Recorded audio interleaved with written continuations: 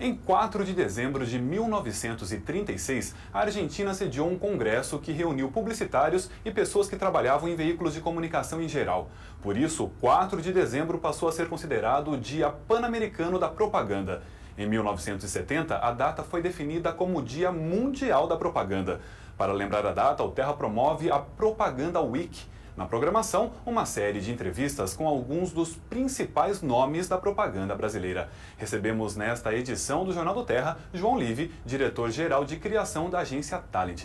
João, muito obrigado por vir pessoalmente conversar com os nossos internautas. Prazer é todo meu.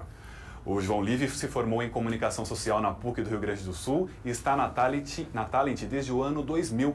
O cargo de diretor-geral de criação ele ocupa desde 2007. Mas antes foi redator na FNASCA, na DPZ e na Macan Erickson. Dentre as contas que já atendeu, destaque para a do Banco Itaú, Sadia, Nintendo, Johnson & Johnson, Açúcar União, NET, Sempre Toshiba, Ipiranga, Sony Ericsson e Banco Real.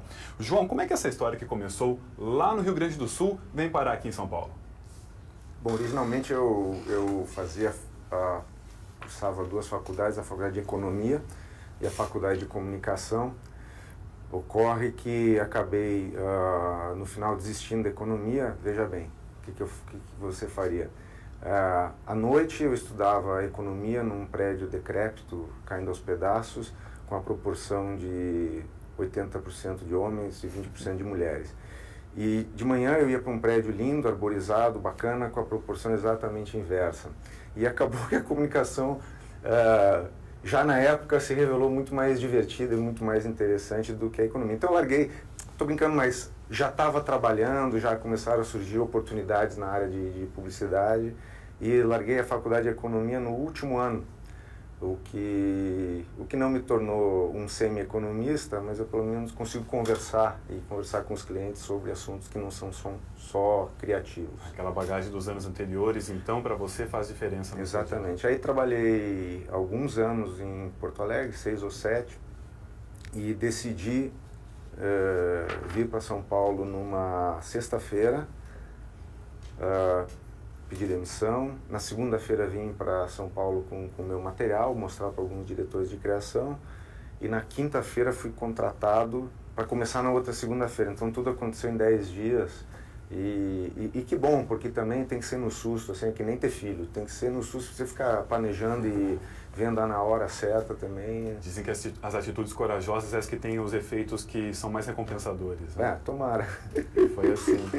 Ô João, para a gente começar então a falar da sua rotina, as pessoas estão cada vez mais em busca de informação na internet, TV, revista, jornal, aplicativos de smartphones, enfim. Como se comunicar com esse público que tem interesses espalhados em todos esses meios? Uma coisa que aconteceu é que as coisas não se substituíram, né?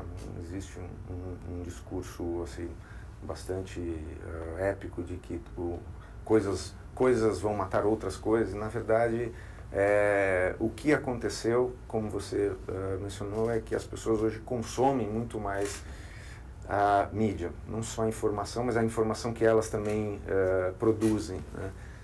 Então ficou para um publicitário mais complexo, não ficou nem melhor nem pior. Eu te diria até que eu já dei palestra sobre isso, dizendo que é o período mais interessante da história para você ser publicitário, porque onde tem mais oportunidades, você pode falar com qualquer um, você pode pegar uma conta que tem uma verba desse tamanho, fazer alguma coisa super interessante, super importante, mas mais complexo, porque ficou, antes o máximo que a propaganda conseguia ser era 360, que era basicamente aplicar todas as coisas em todas as mídias físicas, e agora ela é tridimensional, então ela está assim, e é uma coisa que você está olhando para cá, numa determinada coisa você está fazendo, mas você está perdendo uma coisa que está acontecendo aqui, então tem que ser realmente muito dinâmico, você tem que ter muitas pessoas ajudando.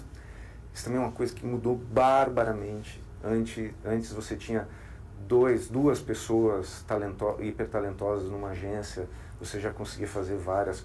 Hoje você precisa ter um sistema hiper talentoso. E é difícil encontrar pessoal para estabelecer esse sistema, para fazer esse sistema funcionar, pessoal ligado nessa tridimensionalidade que você citou, nesse novo cenário?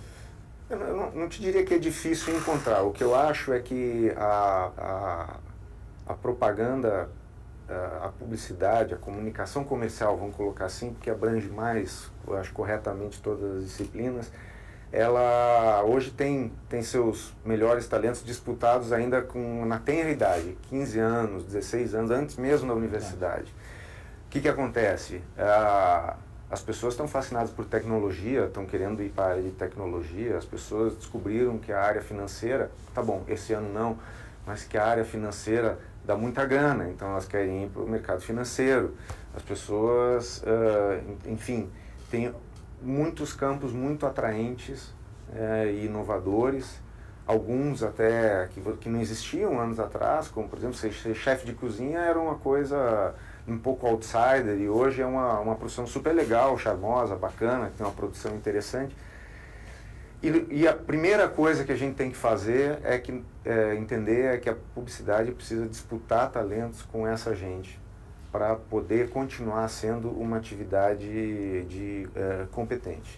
Ô João, tem uma pergunta aqui do Gilberto Caracanha, ele é de Santa Bárbara do Oeste, no interior de São Paulo. Ele pergunta, até que ponto a proliferação dos cursos de comunicação com habilitação em publicidade e propaganda a custos baixos influencia na qualidade dos profissionais que são lançados no mercado? Eu acho que existe essa questão, mas veja bem, se você olhar do ponto de vista macroeconômico, social, aconteceu não só nos cursos de comunicação social.